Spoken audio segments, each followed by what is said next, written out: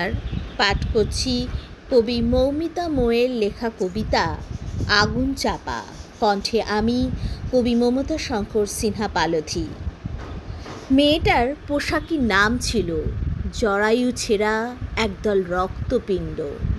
মনের মাঝে জমা ছিল ছাই চাপা আগুনের স্ফুলিঙ্গ।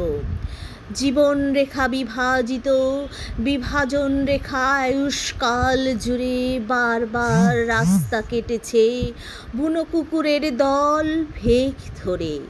মেয়েটা খিদে মেটাতো রোদে তেজ গিলে গিলে, অষ্টপুটে উষ্ণ সম্পাদন।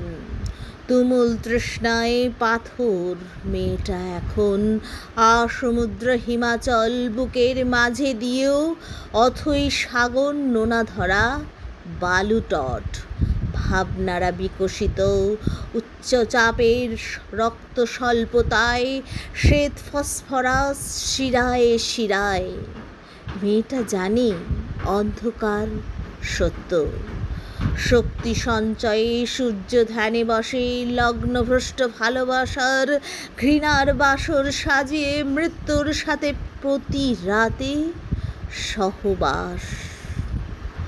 রাতে মানব জন্ম ভুলে যত্নে শুশ্রূষা করে বাকল খুলে কতটা পচন ধরেছে, কতটা সুগন্ধি ছড়াচ্ছে।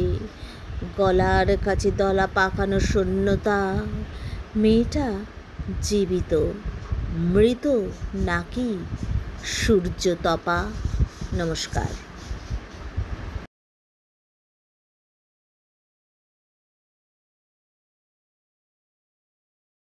আর পাঠ করছি